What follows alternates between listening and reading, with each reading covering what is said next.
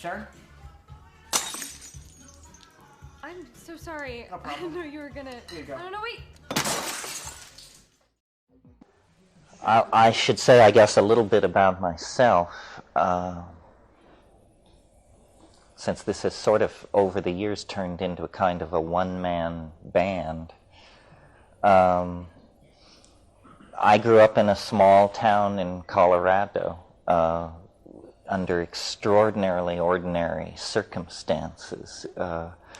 And for some reason, I don't know, genetic or something in the water or something, I was always very prone to obsession.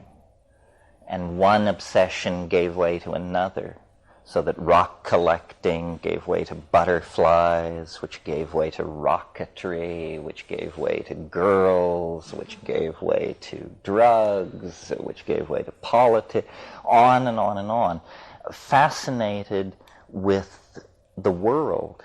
And as a rock hunter and a butterfly collector, it was fairly aesthetically driven and irrational. What interested me was the iridescence in certain agates, certain pyrites, certain tropical butterflies, certain kinds of reef fish, something about the light, the visual thrill of the world. And this took me through many places by the time I was 14 years old and read Aldous Huxley's book, The Doors of Perception, where he gives a very restrained and gentlemanly description of a mescaline experience. And I took it at face value and said, you know, if this is even partially true, it's immensely important. And I began to pursue this vast area of interlocking disciplines that really has no name, but we can name the disciplines, and you know what I'm talking about. Botany, ethnography, chemistry, DNA function, cultural dynamics, shamanism, linguistics, theories of natural magic, relationship of man to the environment, so forth and so on. The nexus of concerns that clusters around the question, what are we? Where did we come from? And where are we going? And as a 14-year-old, 16-year-old, when these questions first form in your mind, a reasonable response is to seek the cultural database. Surely there are answers to these questions. Who are we? Where did we come from? And where are we going? Well, if you have any kind of intellectual filter at all, you quickly can satisfy yourself that our best efforts are nothing more than half-completed stories told around the campfire. We don't actually know what our predicament is. I mean, we are up against a phenomenon which we can barely bring into focus in our cognitive sphere, and it's the phenomenon of our own existence. You know, what does it mean? What does it mean, first of all, to be a biological creature, to be as an animal? What is that? And then, what is it to be that embedded then in a culture with histories and languages and aesthetic canons and literatures and scientific hypotheses about the cosmos and so forth and so on? And my personal journey, if you want to put it that way, lay through a successive series of, I almost said disappointments, but awakenings could be another word, as I realized that nobody has their finger on what's going on. these religions that are so freighted with their own pomposity are no better than inspired guesses. And science works its miracles by turning its enterprise into a kind of parlor game confined to the category matter and energy. So you can live and die inside these intellectual structures if you choose to. But people of curiosity, people of unusual or traveled circumstance, usually find themselves unsatisfied with the conventional answers. And then, on top of all that, you can add the fact that over the last 100 years, what has come into the toolbox of thinking Westerners is a whole array of consciousness-altering substances that were not there before. And they accelerate, accentuate the dissolution of sanctioned paradigms, basically. In other words, all these things you might cling to, Catholicism, democratic ideals, Hasidism, Marxism, Freudianism, all of these things are exposed as simply quaint cultural artifacts, painted masks and rattles assembled by people of good intent, but clearly not great grasp of the situation. Well, I thought that process of deconstruction of cultural reality would end in a kind of liberation of cynicism, where you become sort of really street smart.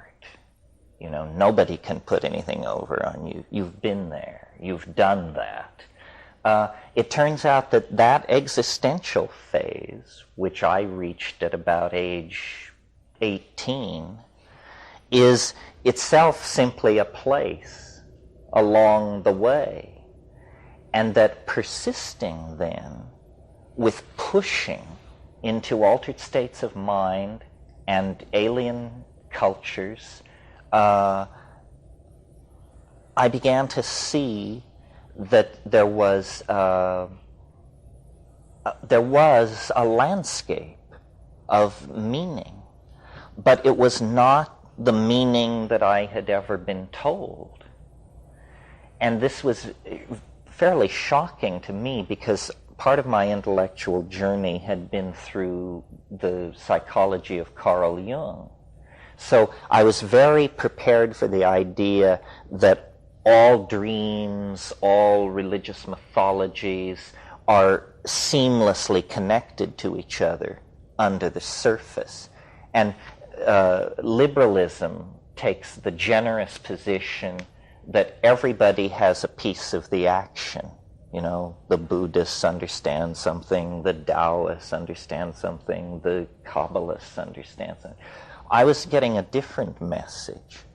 I was getting the message that nobody understands anything, that the entire cultural enterprise is 180 degrees cockamamie to the truth, that we have it absolutely ass backwards, that to date the enterprise of thinking has moved us radically away from understanding anything.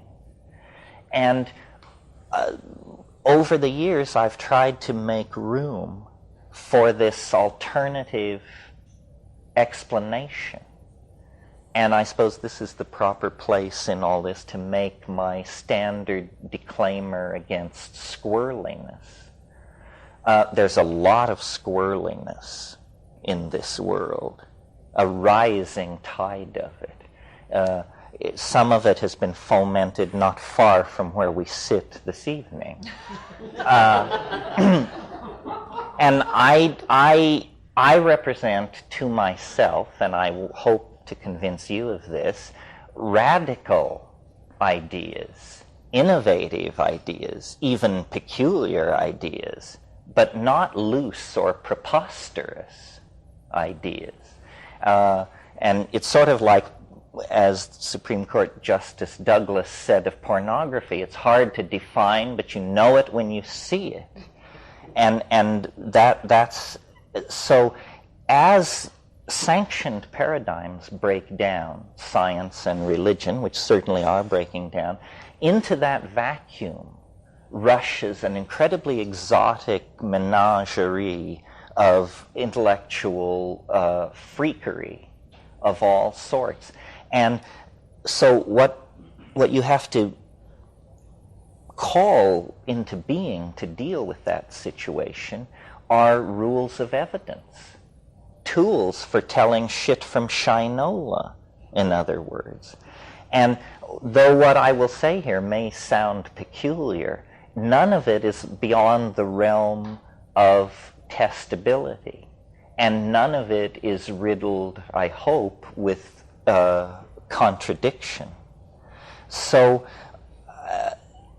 we can serve different functions for different people. Just in the course of doing what I've done with my scene, I know a lot about plants and anthropological use of psychoactives and chemistry and anecdotal stuff, and I'm very happy to share all that with you, right down to recipes and how to do it, because that's very important, to empower people's personal toolkits and technology. At first I had great enthusiasm for that part of the teaching process because I felt I was alone in trying to get people to take high doses of psychedelics and pay attention, that this was not a party experience. This was something at the edge of metaphysical profundity. It now appears that psychedelic exploration is alive and well, enshrined in the culture as a 3% minority to be tolerated approximately with the same level of toleration granted to advanced S&M practitioners. So that has been taken care of. And so what interests me more now is, for me, what all these years of psychedelic taking came to was a new model of how reality works, a new model of what the world is. And several people in Going Around the Circle referred to it tonight as the time wave, or talk about time and the I Ching. I represent remember when we were kids, or it still continues today, but there is a genre of cartoon of the bearded, corpulent man in the robe carrying a sign which says something, usually "the end is near and repent." Well, how a rationalist, a Platonist, and an admirer of all kinds of evidentiary veracity could find their way into that position, I don't know, but that is the position I'm in. I really am quite convinced, I wouldn't say 100%, but that what we are experiencing here at the end of the 20th century, which we call chaos or cultural speed up or globalization, or just the concatenation of multiple social crises, is in fact something far more profound than a mere crisis in our politics or our management styles or something like that. That it is that the cultural world, the world of human culture and history, is reaching some kind of climax at the same moment that the biological evolutionary process, which has been working on this planet for 4 billion years, is also reaching a climax. And both of these simultaneous trajectories toward breakthrough are occurring in a yet larger context, where the very laws of physics itself are undergoing some kind of a local phase shift or transformation. And I am completely aware of how nutty this sounds at first. I mean, any problem you have with this, I had in spades. First of all apocalyptic theory always centers on a moment not far in the future. There's never been any percentage in saying the Earth is going to end in 50,000 years. There's just no juice in that.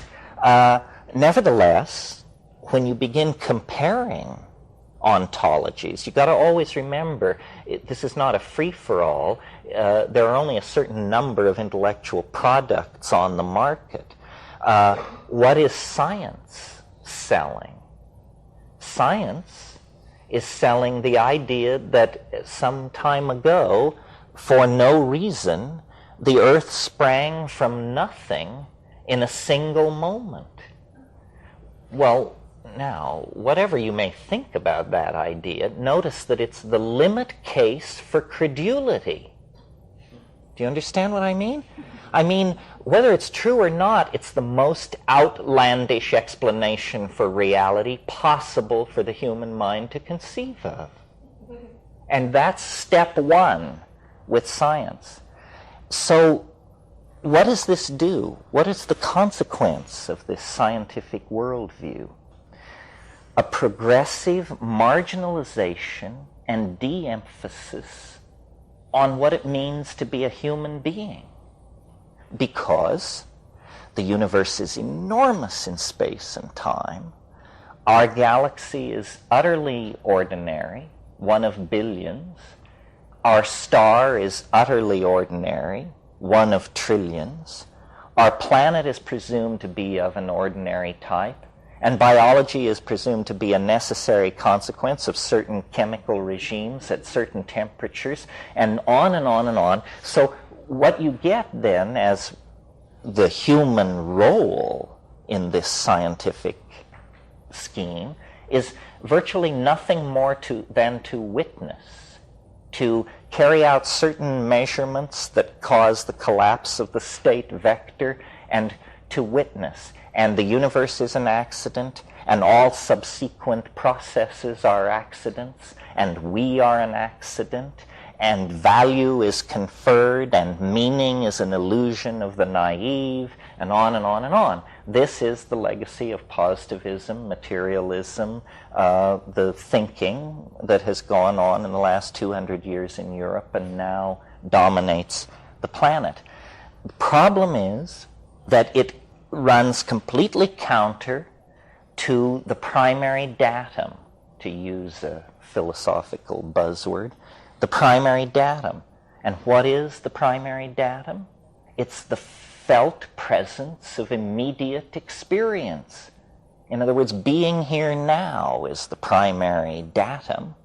And it doesn't tell you that this is a series of accidents, and that you are irrelevant, and that your pain is not pain, and that your hope is not hope. It tells you something else. It tells you this counts. Somehow it matters. I matter. My life matters, my family, culture, the human enterprise, this planet, its biota, this matters. It all matters. Meaning is intrinsic as a primary datum, and yet it's denied by the philosophy which rules this planet and sets its agenda. How this happened, we can talk about tomorrow. It's an interesting story of historical malapropisms and bad calls and lost opportunities and just bonehead stupidity at critical junctures. But this evening what I want to evoke for you is what are its consequences. We need a metaphor that can contain the demon of the future that we have conjured into being. Fine-tuning the institutions built by powdered-wigged guys 200 years ago is a long shot at holding the whole thing together. the world is entering into a phase of progressively more chaotic oscillation. This is not a consequence of what human beings have done. It's part of the dynamics of the human biological, geological matrix that represents the planet.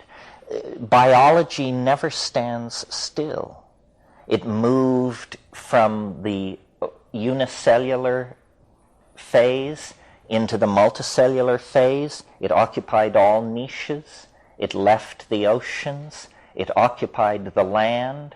It then entered into linguistic phase space.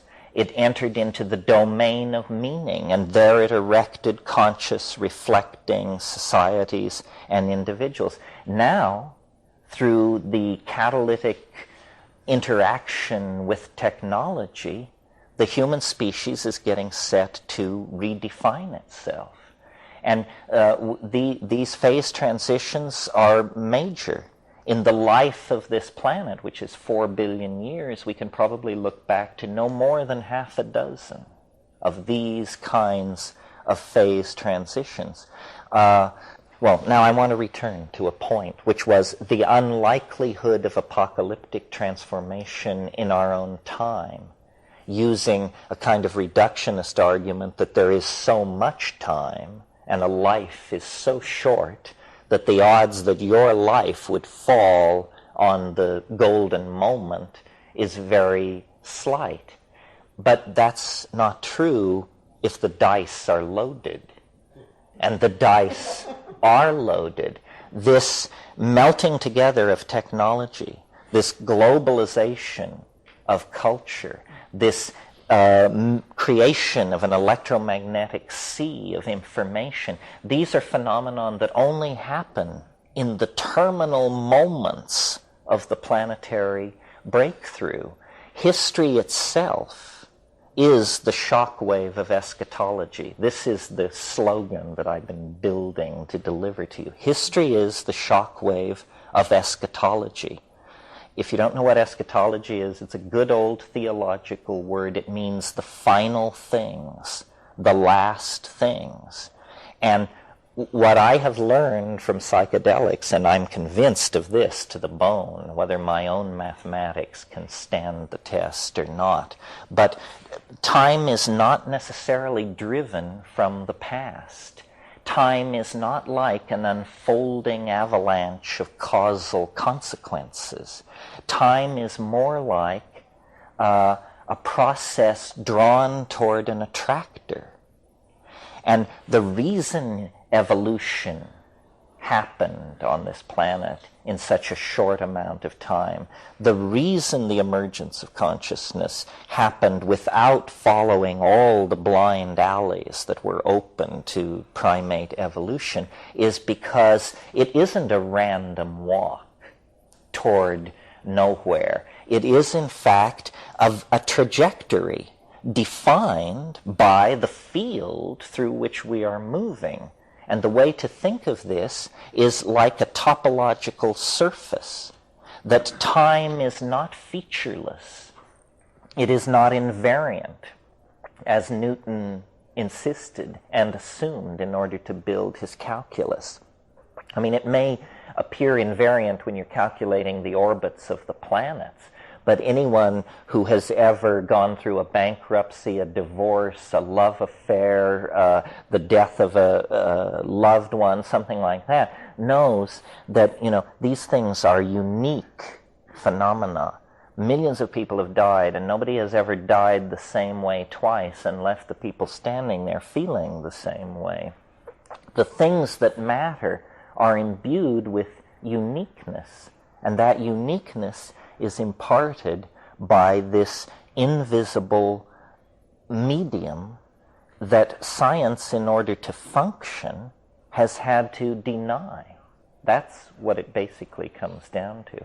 And as we unpack this weekend, we'll talk some about the I Ching, talk about how cultures become obsessed with certain aspects of nature, and then in the act of exploring that obsession very creatively, other aspects of nature are completely overlooked or forgotten. For instance, in the West, we are the masters of matter and energy. I mean, when you think that 100,000 years ago we were chipping flint, and that we can trigger fusion, the process which lights the stars themselves, that we can trigger fusion in our laboratories as an experimental process, that's absolutely hair-raising. I mean, that is a long, long journey into the heart of matter to be able to pull off a trick like that. Meanwhile, our understanding of time is infantile. We have no theory of time. We say that it is, in most cases, to be treated as invariant, and if you're working with special relativity, then in the presence of massive gravitational objects, you impart a very slight curvature to the space-time continuum, and that's it for time. And yet time is the dimension that hammers at us most persistently. Because, you know, it's upon the back of time that you ride into the world, and it's grasping for more of it that you sink into the blackness of death itself. Somebody had a question? Yeah. My English is very poor, so I have to ask. Do you believe in evolution or development? Oh, yeah. One of the words that hasn't escaped my lips tonight by accident is novelty. Novelty is the concept that I've elaborated over the years, taking it from Alfred North Whitehead. But as I see it, being, the cosmos, whatever you want to call it, is a struggle between two implacable forces. Novelty on the one side and habit on the other side. And let me describe them for a moment, and then you can see that this is true, I think. What is habit? Habit is doing things the way you've always done them. Habit is tradition. Habit is circular behavior. Habit is following the creodes that have already been laid down by past activity. It's what Sheldrake calls the morphogenetic field. What is novelty? Novelty is self-explanatory. It's what breaks the pattern. New connections, new possibilities. And the universe is in a state of dynamic tension between these two tendencies. Novelty surges forward. New art movements, new technologies, new inventions, new social mores, new classes. And then habit reasserts itself. Close the theaters, kill the Jews, reestablish the old order. And this goes on over and over and over again. But the good news is, this is not a Manichaean struggle. This is not an eternal struggle. Novelty is winning. Novelty is winning, inch by inch, iota by iota. Over millions and billions of years, the universe grows more novel, more connected, different temperature regimes, new forms of physical, new domains of physical law. Because at first the universe was very hot. You couldn't have organic chemistry. You couldn't have societies. Well, now, if novelty is, in a sense, what I've described to you is what we could call a novelty-conserving engine. The universe is a novelty-conserving engine. It produces novelty, and then it acts to hang on to it. And it uses that novelty to build the next level of novelty. So upon matter, it builds long-chain polymers, DNA molecule, it builds organic molecular structure. Upon that, animal life is organized. Upon that, complex, sentient higher animals Upon that, technology using humans, and upon that, the global society that we live in. Well, now, notice, something interesting has happened by making novelty our value to be conserved. Suddenly, the human enterprise is not peripheral. Suddenly, the human enterprise is what it's all about. The cosmos has been moving its eggs closer and closer to one basket for eons.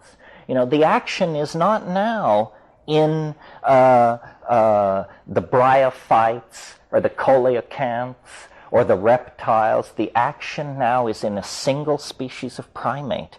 All of nature has halted its activity to turn and watch as Homo sapiens sapien, the double-thinking monkey, takes the stage and begins to work with novelty on a scale like nothing that has ever been seen before. And this tool-building function, and I use the word tool in the broadest possible sense. Language is a tool. Social organization is a tool. But this is what we do. We build tools. And McLuhan very wisely observed, these tools are extensions of who we are. They are only distinct from us in our opinion. But in fact, they represent extensions of our humanness. And now, well, for some time, let's say, obviously for about 10,000 years, something really weird has been going on. Because before that, time had an entirely different character. Even in an era when there were people using fire and practicing rituals and chipping stone, my God, the monotony of it. I mean, try to imagine 10,000 years where what happens is you go from flaking on one side to flaking on both sides, and this is hailed in the archaeological record as a staggering cultural advance. I mean, we're talking major boredom on one level. About 10,000 years ago, it began to quicken, and people moved into cities, and they began to elaborate specialized and social forms, so forth and so on. Well, then, about 100 years ago, this went through an order of magnitude of acceleration. And about 15 years ago, it underwent another order of magnitude of acceleration. So we are now living in an entirely different kind of time. Our cultural toolkit is being replaced approximately every 18 months. There was a time when it was not replaced every 18,000 years. What do you mean our cultural toolkit? The tools by which we make our way into the world. For instance, in August, I was told, the earth has moved. Mosaic is the most powerful tool ever created for moving human minds around on the web. 3 weeks ago, I was told, junk mosaic, who needs it? Netscape is the most powerful tool ever created. And you play with Netscape and you compare it to Mosaic, and you have to admit, yep, it's better, orders of magnitude better.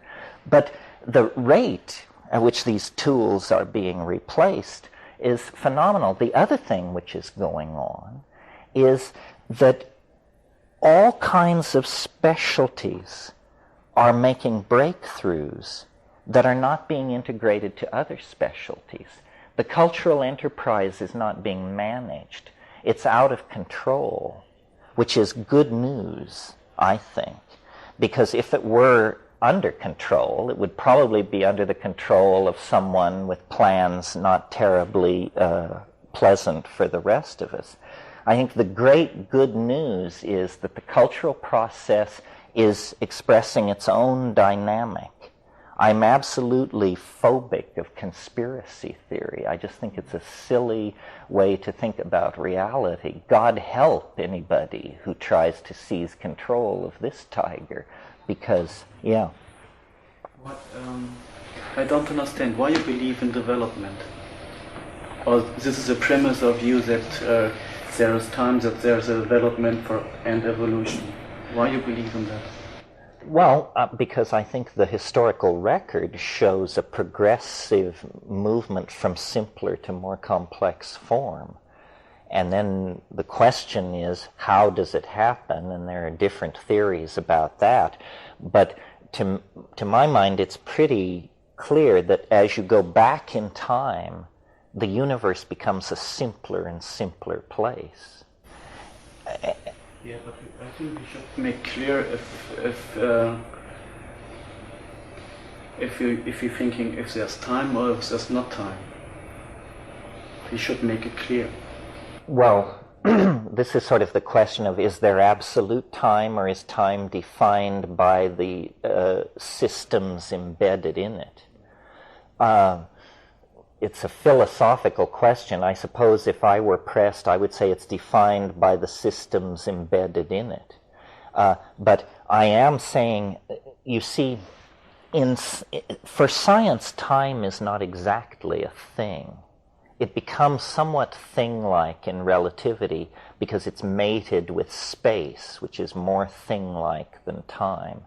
But I'm suggesting that time is a real thing, as real as electricity or electromagnetic fields, that time, well, I didn't really intend to get off into this, but briefly, here's the bit. Science uses probability theory. That's actually what science is. It's a kind of expansion of probability theory. And probability theory says that the first thing you learn when you study probability is that chance has no memory. They drum this into you. So they say to you, if you flip a coin 50 times and it comes up heads 50 times, what are the odds it will come up heads the 51st time? And the correct answer in probability class is 50-50. The odds are always 50-50. But a gambler who had flipped that coin 50 times and seen it come up heads would bet heads and win, because there's something funny about that coin. If the odds were really 50-50 of a coin coming up heads or tails, then the most common outcome of a coin toss would be for the coin to land on its edge. And that's the rarest outcome there is in a coin toss. You can hang out in bars your entire life and never see a coin toss land on its edge. So probability theory is flawed, but the flaws are of such a nature that once you accept probability theory, you will never be able to detect the flaw, because in a sense the theory has preceded the observation. And what I'm saying is that complex systems, human systems, biological systems, do not operate probabilistically. They operate according to a different rule, which up until recently, the best description we had came from Chinese philosophy. It was called the Tao. And the idea there is that there is this invisible force which builds things up, empires, powerful families, you name it, and it tears these things down according to laws which are very, very mysterious and part of the Tao. Well, this time wave thing that I've developed is essentially the Tao without mystery. It strips away all that metaphysical baffle garb and says, here's an algorithm, entirely formal and explicit, that meets all the criteria of Tao. And the point that I want to leave you with tonight is that the entertaining, you don't even have to accept these ideas, just the entertaining of these ideas is an empowering experience, because it places our historical era and each of us individually at a very critical juncture in the alchemical process of cosmic salvation, if you want to put it that way. In other words, a lot is riding on how this all comes out. Yeah. Well, you talked about primary experience, one of the things you mentioned. And one of my primary experiences has been, I guess, what I would call communing with nature, that which is not cultural.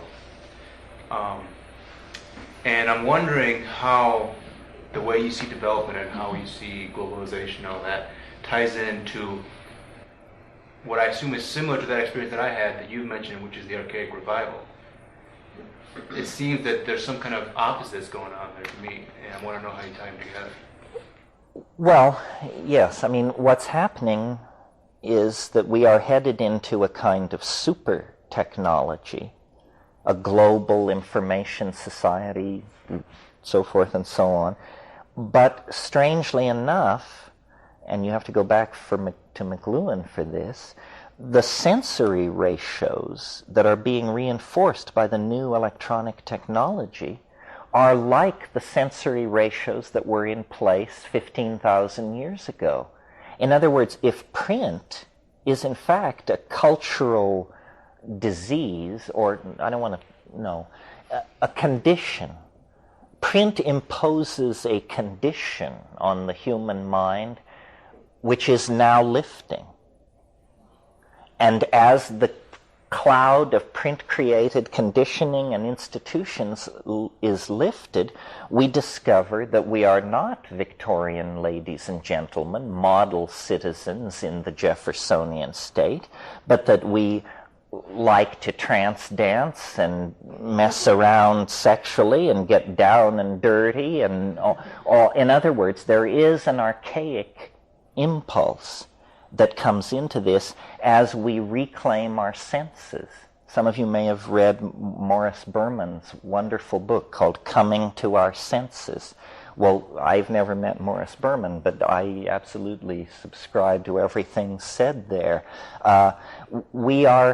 History was an incredibly damaging experience, and now it's over, in a sense. And we're like the victims of a very long and prolonged bombardment of some sort. And now it's over, and we can begin to pick up the pieces and say, well, what Christianity did to our sexuality, what monotheism did to our gender relationships, so forth and so on.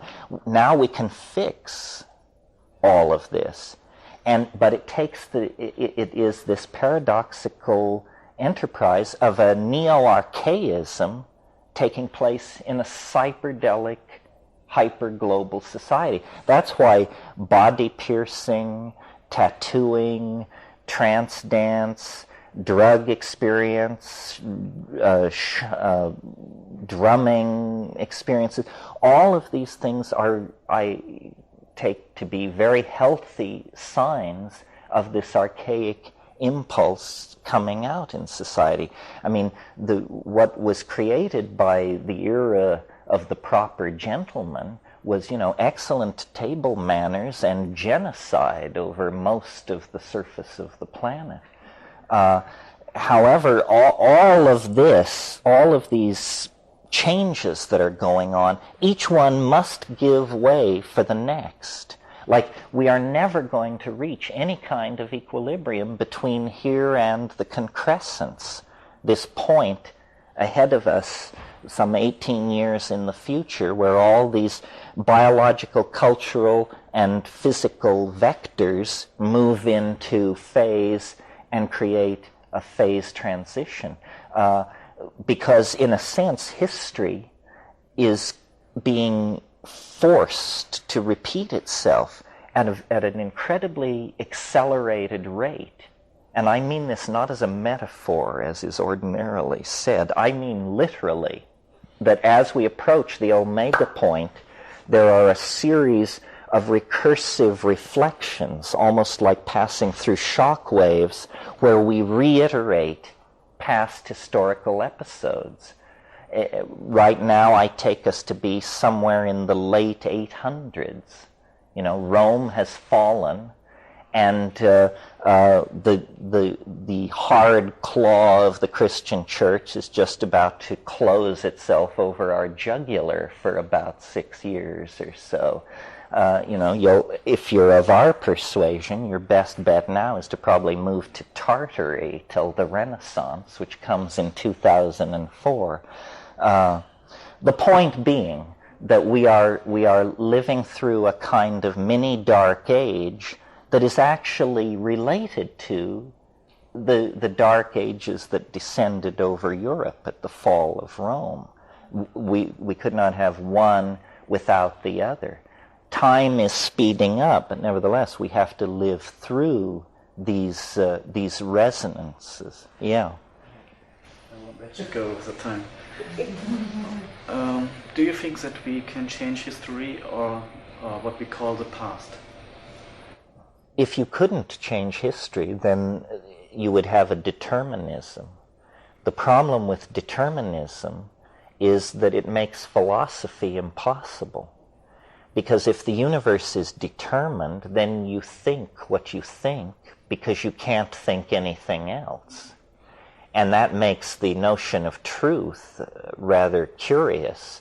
For truth to exist, there must be the possibility of error.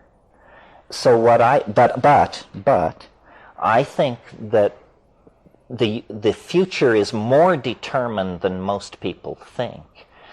What is determined in the future is the levels of habit and novelty. They are already set out there ahead of us. What is not set are the events, the people, the inventions, the catastrophes that will fulfill those abstract levels of novelty and habit. In other words, the future has not yet undergone the formality of actually occurring, but the surface on which whatever occurs must be laid over already exists.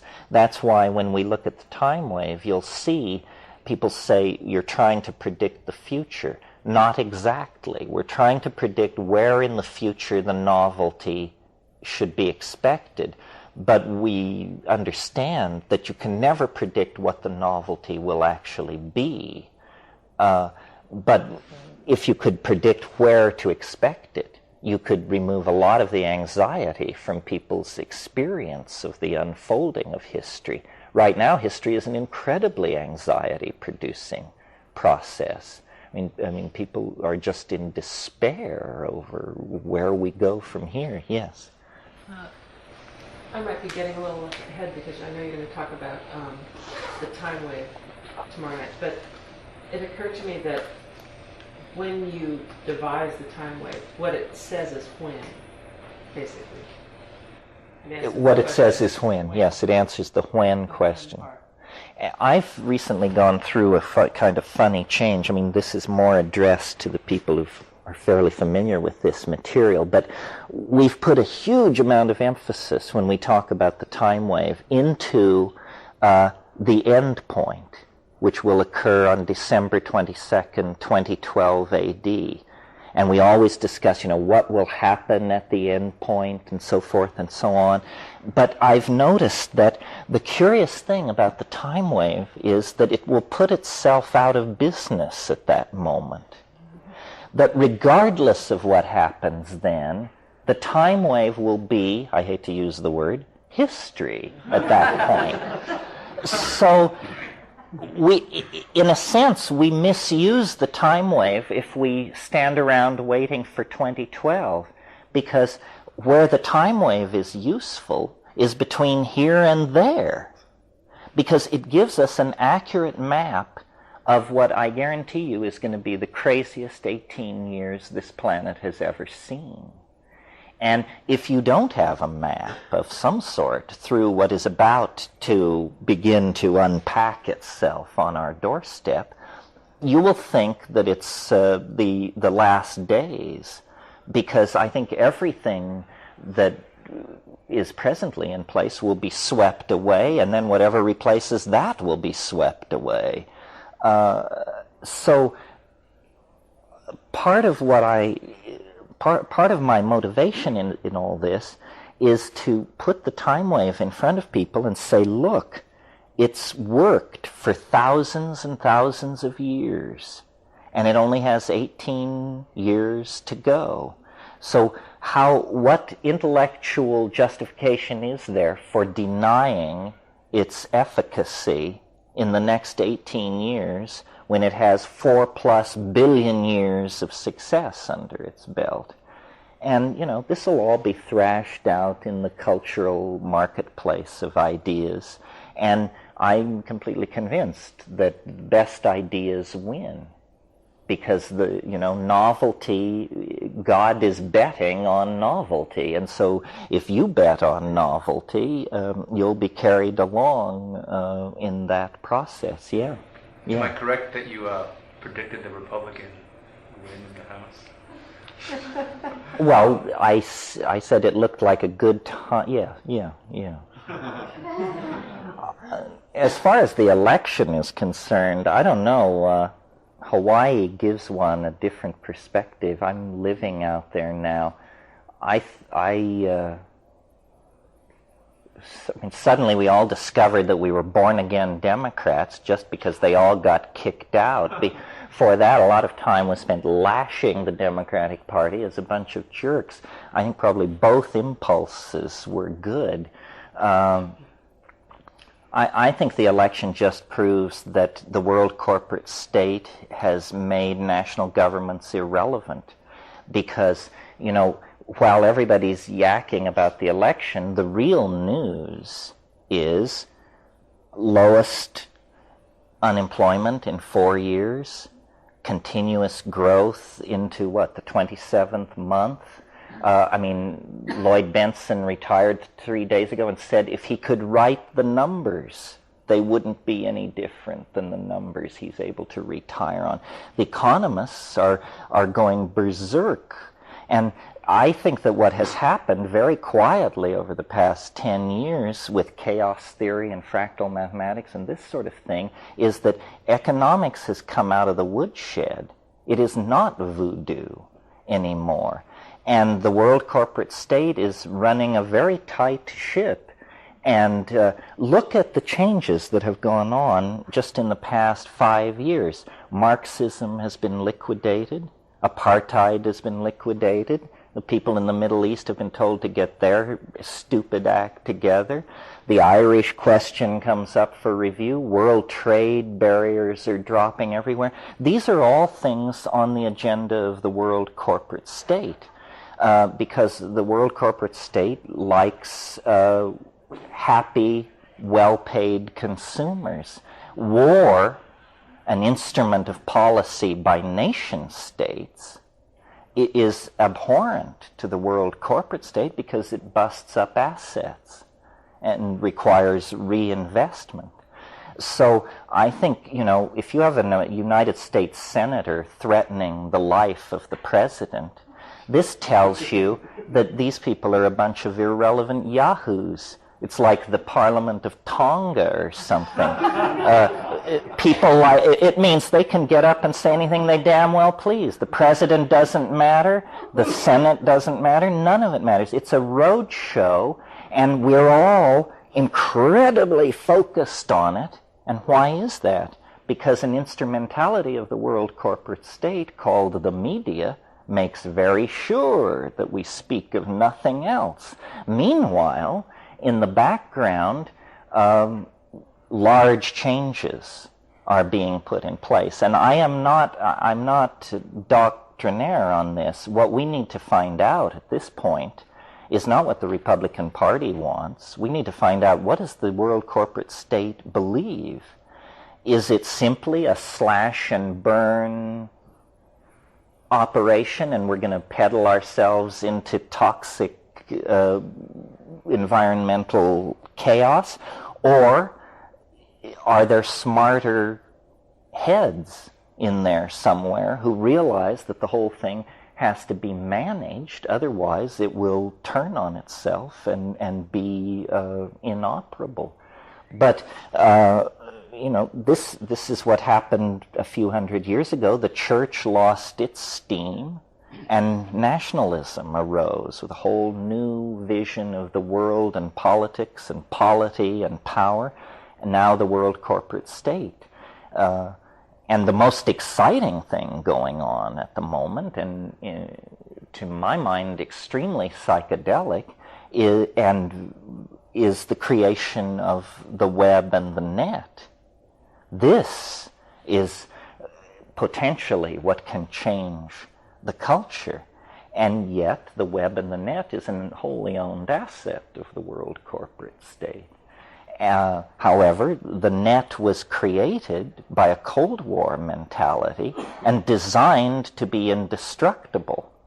That's why it is indestructible. Otherwise, they would have destroyed it. You may bet your bottom dollar. But in the era of thermonuclear warfare, they designed it to be indestructible, and now no one can stop it. And I'm in favor of all these runaway processes. I think wherever management is enslaved to ideology, human values are just stomped on. I mean, that's what happened with Marxism. It's what happens with piratical capitalism, so forth and so on. But I think the psychedelic position to take on all this is that it's one hell of a show. And, don't get your heart set on anybody, because they'll be swept away as fast as you can say Jack Robinson. We are not going right or left or any place so conventional. Processes have been set in motion that no political theory can come to terms with, I think. Well, we could go. Last question? Yeah, last question. You went past it a little bit. So what is your theory? Is it chaos or a smarter mind? Oh, I think probably there's a real war going on inside the world corporate state, that it hasn't actually gotten itself together yet.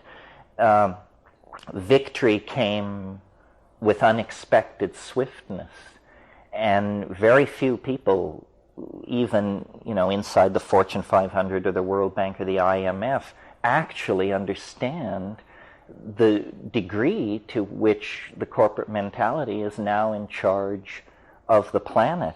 I imagine that what it is it's a struggle between dinosaurs and a more ecologically recycle-minded kind of mentality.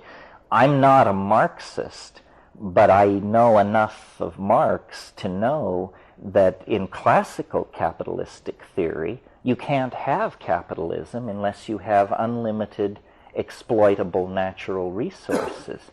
And, 15 years ago, I would have said capitalism's salvation is space-based resources. Apparently, the people who manage the money decided not to put money into that, and now there is no infrastructure for the delivery of space-based resources. So apparently, we're going to try what is called closed cycle capitalism. And that may be morally dubious because, as far as I can understand, it requires a permanent underclass somewhere. You can't raise everybody to the level of first world consumers because somewhere there has to be somebody working for peanuts manufacturing all this junk. Anyway, these are issues. To me, none of this is far afield. I mean, to me, the psychedelic experience is the experience of trying to make sense of reality. And it used to be, although I can't remember when, that psychedelic self-exploration was presented as a kind of do-it-yourself, courageous psychotherapy. It was a personal voyage. It is only if you don't take it seriously. If you take it seriously, then this is not your personal stuff. This is the stuff. And that's how shamans approach it. They wouldn't be able to conceive of what you mean by a personal vision. I mean, there are only visions, and if psychedelics are on any level to be taken seriously as catalyzers or expanders of consciousness, then we need them, because it's an absence of consciousness that is making this historical transition so excruciating. And to the degree that we can raise consciousness, our own and other people's, we can go through this without a lot of yelling and hollering. But people who do not understand what's going on, and their numbers will multiply as the chaos spreads, are going to require a great deal of reassurance. Well, on that thought, I'll send you to bed. Let's get together tomorrow morning here at 10 a.m. Thank you all very much. It's a good group. I'm happy to be here.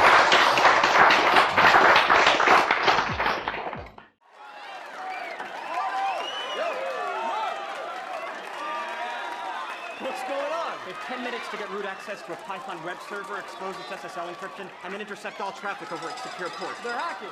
Yes, all behind a fixed firewall emulator, but here's the beauty. You know I didn't understand anything you just said, right? I do know that. So what's the beauty? Every 10th line of code written, they have to drink a shot. And hacking's supposed to be stealth, so every time the server detects an intrusion, the candidate responsible has to drink a shot. I also have a program running that has a pop-up window appear simultaneously on all 5 computers. The last candidate to hit the window has to drink a shot. Plus, every 3 minutes, they all have to drink a shot.